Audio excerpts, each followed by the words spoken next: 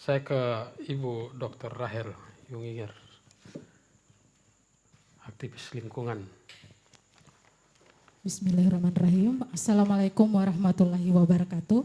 Waalaikumsalam warahmatullahi wabarakatuh. Bapak Ibu sekalian yang saya hormati, ini sudah makin larut, tapi makin bersemangat tadi dialognya. Makin menarik. Makin menarik, makin termotivasi juga untuk kita berdiskusi mencari solusi seperti yang diinginkan oleh Forum Pertambangan. Jadi malam ini kita sebetulnya Pak Hadi mau cari solusi. Kalau tadi berbicara masalah kontainer, betul Pak, itu kecil. Yang harus dipandang sekarang solusinya untuk kepentingan rakyat Bone Bolango dan juga untuk peningkatan kesejahteraan Provinsi Gorontalo secara umum. Karena Gorontalo sampai sekarang Pak, miskin kelima nasional. Dengan adanya pertambangan yang dikatakan kaya sumber daya alam, tapi kok miskin? Pertanyaannya kemana juga itu? Yang sudah bertahun-tahun pertambangan emas, royaltinya kan ada, persentasinya untuk pemerintah kan ada. Tapi masyarakat juga tetap masih banyak yang di dalam angka kemiskinan. Gitu. Kita belum naik 6, kita masih 5. Nasional Pak. Gitu. Ini entah kemiskinan yang menjadi kutukan sumber daya alam kita atau kemiskinan yang dibuat-buat juga. Nah, saya kembali ke persoalan batu hitam. Memang secara cuan batu hitam menjanjikan. Dengan teknologi yang semakin berkembang sekarang, industri 75% butuh mineral galena. Karena timbal itu 86% di situ. Timbal itu fungsinya macam-macam, sudah disampaikan tadi. Termasuk ini cat dinding ini pakai timbal kalau mau awet. Gitu. Saking begitu pentingnya timbal itu yang ada di mineral galena, belum unsur-unsur pengikutnya. Gitu. Nah, untuk mengatasi hal ini, konflik ini jangan sampai makin berkepanjangan, Pak. Konflik ini hanya kita dengan kita saja. Masyarakat dengan masyarakat yang berperang, masyarakat yang berdebat, dan yang akan kena efeknya juga masyarakat. Nah, maka yang dihadirkan di situ adalah pemerintah. Mana pemerintahnya? Sudah berapa tahun ini? Rakyat tidak bisa mengambil sikap kalau tidak didukung secara regulasi oleh pemerintah karena negara kita negara hukum. Mau bertindak sendiri pun kita tetap terbentur dengan hukum.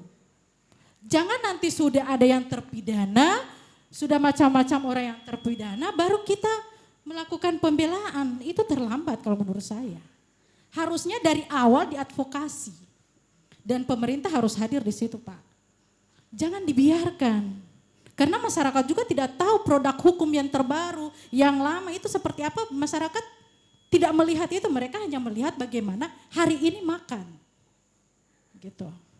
Jadi advokasi ini harusnya di level pemerintah untuk mendampingi proses perizinan. Memang GM itu sesuai dengan Undang-Undang Nomor 3 2020 itu memang izin usaha pertambangan itu hanya untuk satu komoditas.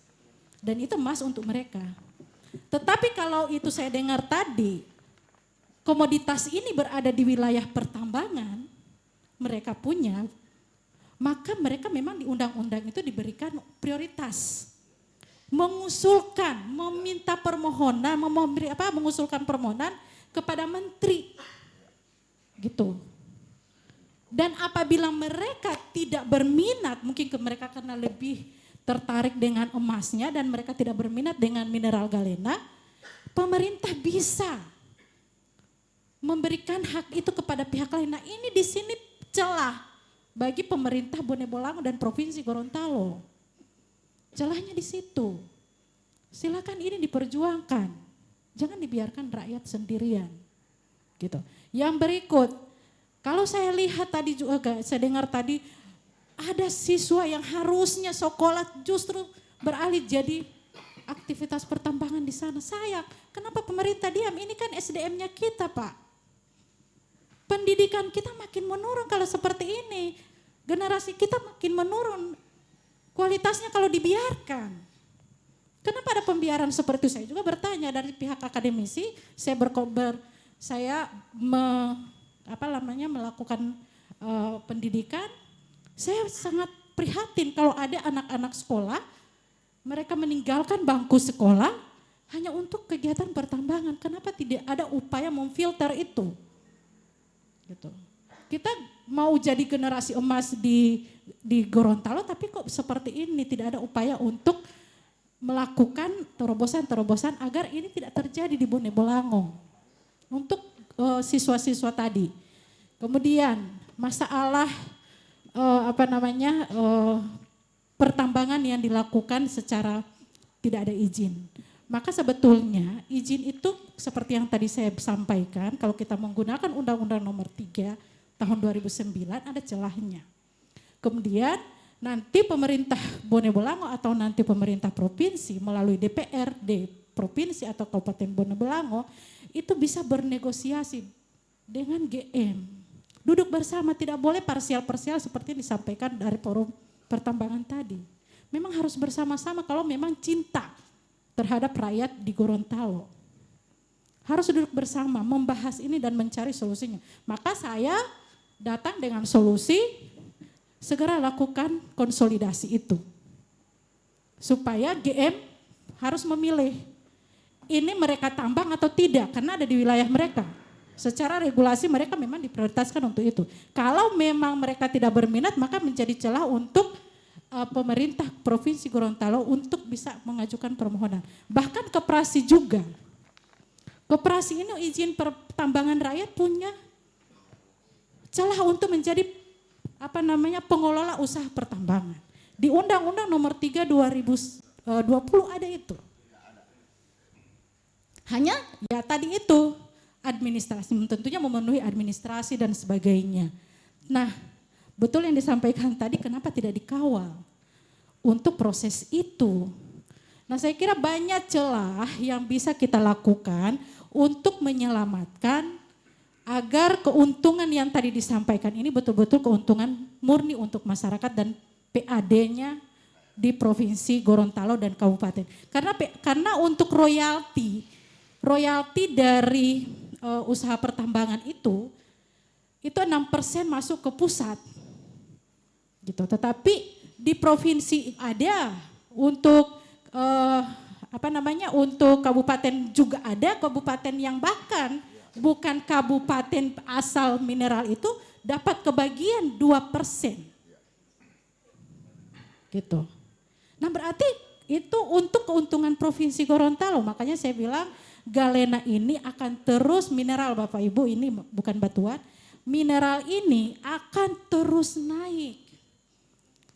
Karena kebutuhan teknologi kita yang makin tinggi. Kemudian saya dengan melihat kondisi yang sudah 2 tahun ini berlangsung, kok sampai sekarang tidak ada kajian berapa persen sih konsentrasi dari setiap mineral yang ada di batuan hitam itu.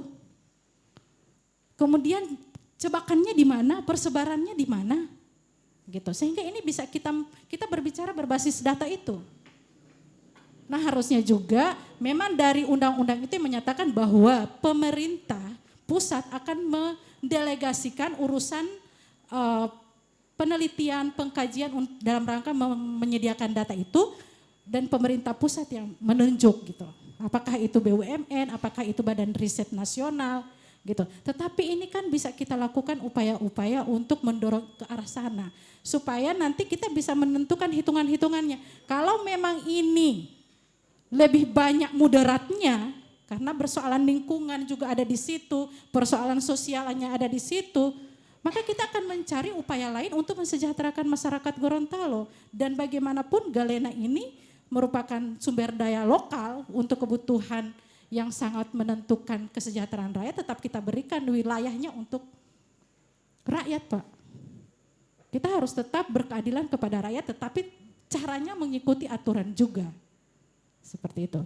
Jadi kajian-kajian ini yang perlu juga segera dilakukan supaya kita juga berbicara memang betul ada datanya dan masyarakat pun tahu informasi berapa persen sih sumber daya galena ini sampai begitu menimbulkan konflik besar.